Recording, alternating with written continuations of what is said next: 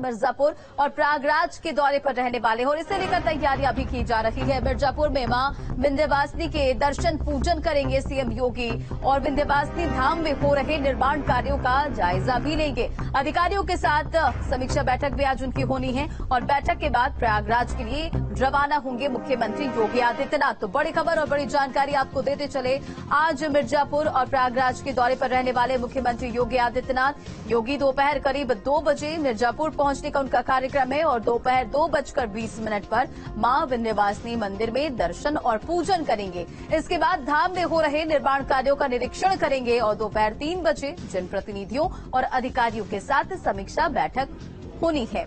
दोपहर 4:15 बजे प्रयागराज एयरपोर्ट पहुंचेंगे। तो आज क्या कुछ कार्यक्रम रहने वाला उसकी जानकारी आपको दे रहे हैं।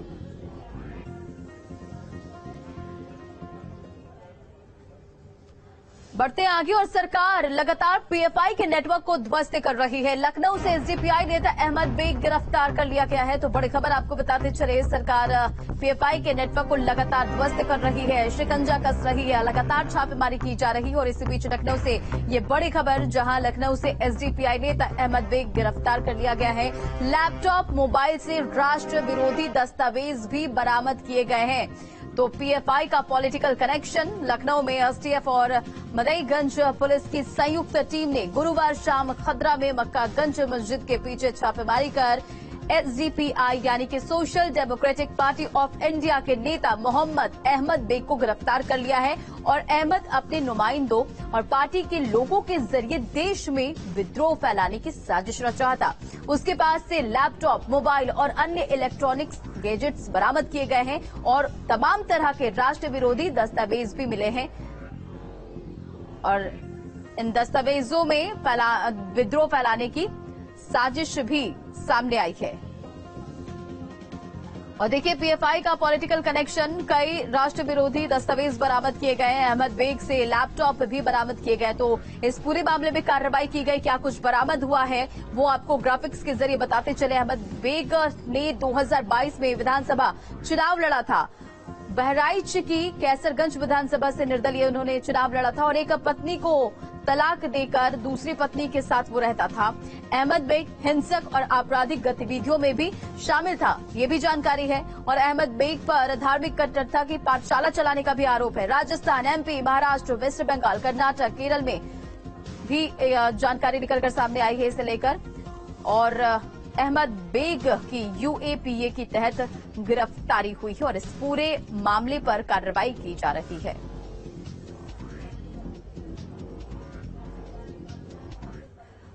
खबरों में बढ़ते आगे और प्रयागराज से आपको बड़ी खबर बताते चले। प्रेमी युगल के साथ दबंग युवकों की बदसलूकी का ये पूरा मामला है। तो प्रयागराज से इस वक्त की बड़ी खबर, प्रेमी युगल के साथ दबंग युवकों की बदसलूकी का ये पूरा मामला और एक आरोपी मोहम्मद कैफ को पुलिस ने गिरफ्तार कर लिया है। पुलिस के साथ उसकी मुठभेड़ हुई है। जवाबी फायरिंग में आरोपी के पैर में गोली लगी है। पुलिस पर भी फायरिंग कर भागने की फिराक में था आरोपी और इस पूरे मामले में कार्रवाई करते हुए 2 अन्य आरोपी मासूक और जिक्रिया को पुलिस ने गिरफ्तार कर लिया है। तो तस्वीरें देखिए, मुठभेड़ में जहां आरोपी को गोली लगी है, फायरिंग कर भागने के फिराक में था, लेकिन पुलिस ने दबोच लिया और जवाबी फायरिंग में आरोपी को गोली लगी है। फिलहाल घायल बताया जा रहा है और एक्सक्लूसिव तस्वीर आपको दिखा रहे हैं। बदसलूकी का वीडियो भी सोशल मीडिया पर वायरल हो रहा है। तो इस पूरे मामले में पुलिस कार्रवाई करते हुए जहां एक आरोपी को मुठभेड़ के दौरान गिरफ्तार किया गया तो 2 अन्य आरोपियों को भी गिरफ्तार किया गया।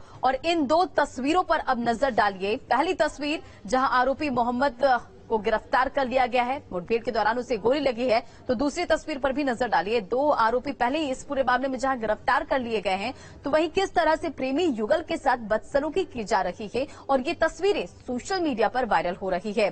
तो देखिए किस तरह से दबंग जो है वो युवती के साथ जो है बदतमीजी कर रहा है, बदसलूकी कर रहा है, अश्लील हरकतें कर रहा है और वहां पर उसका प्रेमी हाथ जोड़ उसका पैर पकड़कर गुहार लगा रहा उसे छोड़ने की, लेकिन वो एक नहीं सुनता।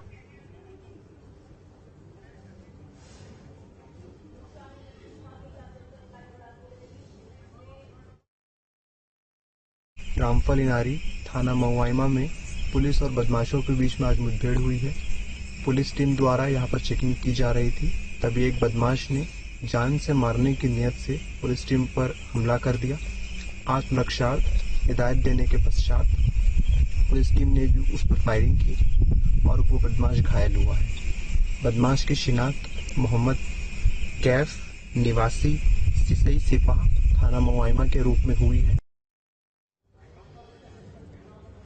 आज जमीयत उलेमा हिंद की सद्भावना संसद होने वाली है और सद्भावना संसद की श्रृंखला का दूसरा चरण आज से शुरू हो रहा है, जिसमें करीब 14 राज्यों के कई शहरों में इसका आयोजन किया जाना है और इसे लेकर तैयारियां भी की जा रही है। तो बड़ी खबर, जहां आज जमीयत उलेमा हिंद की सद्भावना संसद का आयोजन होने वाला है और इस श्रृंखला का दूसरा चरण आज शुरू हो रहा है। करीब 14 राज्यों के कई शहरों में इसका आयोजन किया जाना है।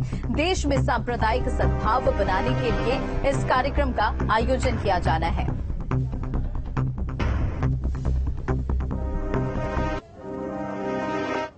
बढ़ते आगे और मदरसों के सर्वे पर एसपी प्रमुख अखिलेश यादव भड़क उठे और क्योंकि सरकार की मंशा पर सवाल उन्होंने खड़े कर दिए। अखिलेश ने कहा कि समाजवादी पार्टी मस्जिद और मदरसों के सर्वे के खिलाफ है।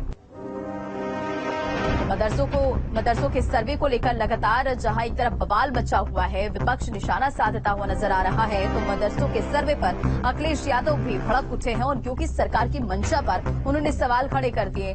उन्होंने कहा कि समाजवादी पार्टी मस्जिद और मदरसों के सर्वे के खिलाफ है।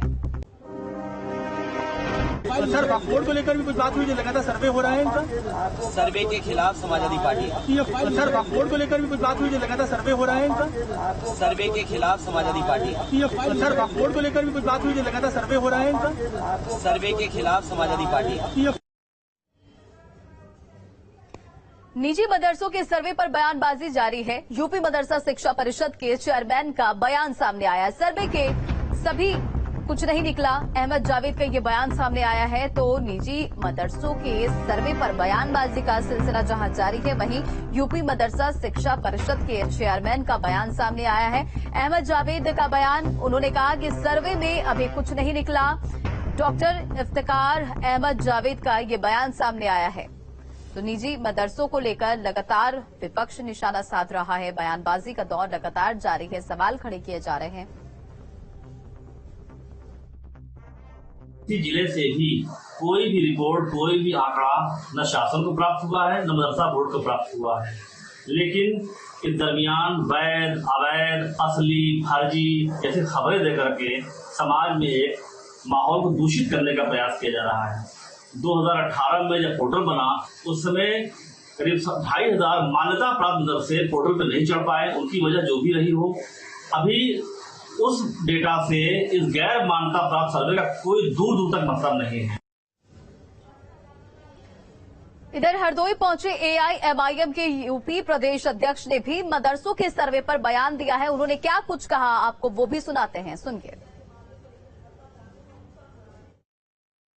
जो स्टैंड रखा है कि भाई आप सर्वे कर रहे हैं, उसमें और भी जो ऑर्गेनाइजेशन चल रही हैं उनके खिलाफ सर्वे क्यों नहीं है, सिर्फ हमको ही टारगेट क्यों किया जा रहा है। तो भी मदरसा बोर्ड के तहत आते हैं तमाम, जिसमें हमारे मुल्की भाई भी शामिल हैं, जिनकी 5-5 साल की तनख्वाहें नहीं दी गई हैं। उसका मुद्दा है कि आपके जो तहत जेर निगरानी जो आ रहे हैं मदरसे एडेड, आप पहले उनको देखिए।